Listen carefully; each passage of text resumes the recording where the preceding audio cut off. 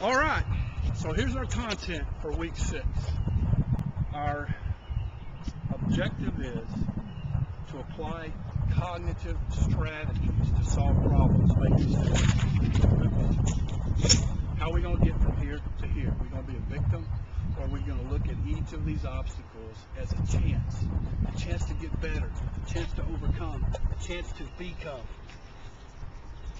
Our cognitive strategy has 6 steps, and we're going to use the acronym CHANCE. Each letter of the word CHANCE represents one step in the process in the cognitive strategy to evaluate our problems and to make a good choice to solve them. Same thing applies with our decisions, okay? So let's get started. The first letter in the word CHANCE is obviously C. The first step is to clarify the problem. Now, under clarify the problem, there's an A and a B and a C. A is simply write the problem in one sentence. We've stated it in one breath. Now we're putting it on paper in one sentence. B is I'm going to evaluate my problem in terms of 5 components of that problem. Now stay with me on this. There are 5 components that I need to consider to get a full 360 view of any problem that I'm facing. The first one is, what's the information I have and how am I getting it? Is it something I'm hearing, and where am I hearing it? Is it something I'm reading, and where am I reading it? What information I'm getting and how am I getting it? Secondly, oh, and by the way, you've learned, we've had one measure already. You've learned if I've got notes, you probably want notes also. So first thing, how am I getting my information and what is my information? Secondly, what do I think about that information? Third, when I think something, that results in a feeling. What am I feeling about this problem? And this is critical because we can go through this exercise and have the best possible critical thinking exercise and strategery to solve problems, but if we haven't dealt with the pain that we have associated with any given problem, whether it's conscious or subconscious pain, we're going to end up thinking we're making a rational, well thought out decision when in reality we're still making a very emotional one. So what's my information? Where am I getting it? What do I think about it? How do I feel about it? And then what is it that I want? And after I slog through that, I'm going to look at the list and go, oh man, I could have every one of those things and not have what I really want. What I really want is this. So that's number 4, what do I really want? And number 5 is, what am I willing to do to get what I want? And what am I willing not to do to get what I want? Okay.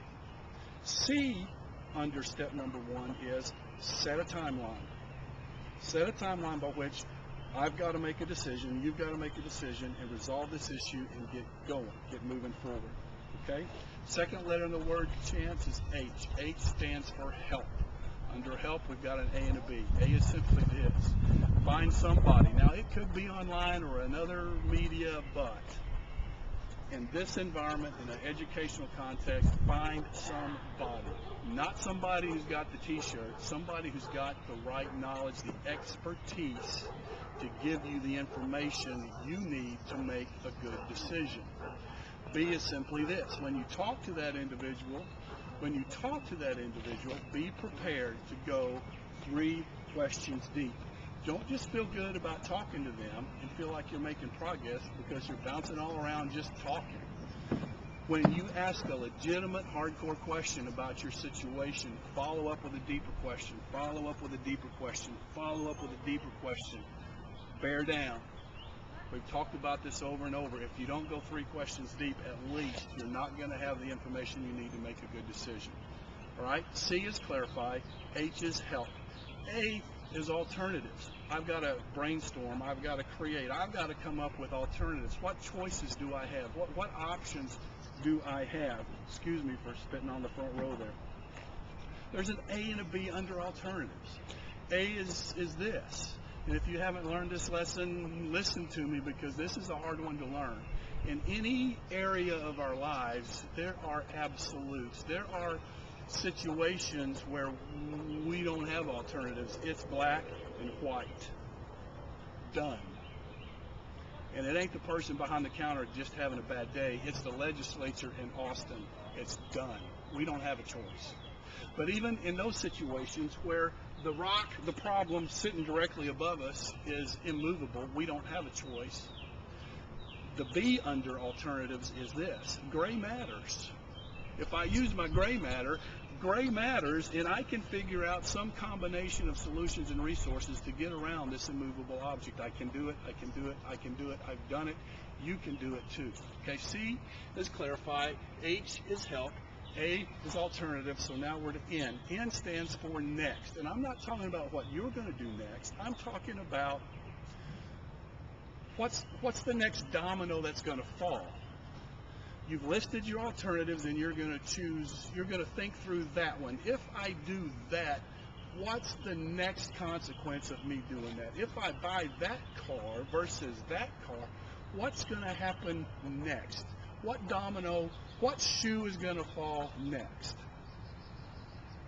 Okay, now under next, we've got at least A, B, C, and D. I need to look at, and it could go on through the whole alphabet, but I need to at least look at what's going to happen next to how I feel about me. B, I need to look at what's going to happen next with the relationships of people that I care the most about.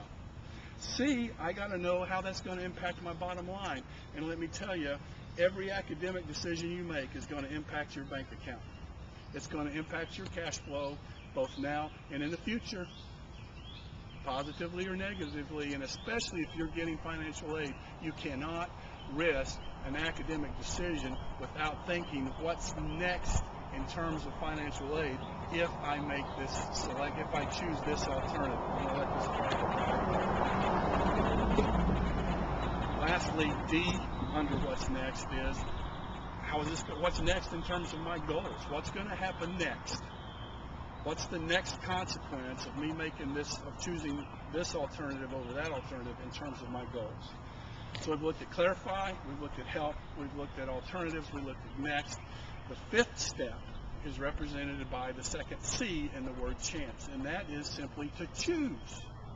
Now under choose, I've got an A and a B. A is my timeline. My timeline dictates that sooner or later I've got to make a choice.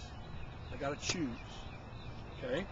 B is, once I make my choice, based on my working thoroughly through these steps, this cognitive process, I'm going to make my choice the right choice. I'm going to make it the right one. Last one, E, step 6, E, I'm going to evaluate. I'm going to do everything I can to make it the right one, but I'm still going to evaluate the results that I get from the choice that I made. Now, the only thing I want to say about that is simply this. Before and as we're evaluating, we got to give our choices a chance to work. This isn't always true, but it's quite common that when I make a choice and I solve a problem, that initially, because I'm not used to the new routine, or I'm not used to driving that car, or I'm not used to this teacher, or I'm not used to this job, it's new. What happens initially is I'm a little unfamiliar, I'm a little insecure, things aren't quite as smooth as I hoped they would be, and it's tempting to go, oh, it didn't work, I need to bail. Well, I probably don't need to bail. I probably need to give my well thought out choice a chance to take hold and a chance to work. Even the best decisions sometimes cause things to get better get worse before they get much better and exceed the plateau that we were on previously. Chance, clarify, help, alternatives, what's next, choose, and evaluate. If you need me, text me. See you soon.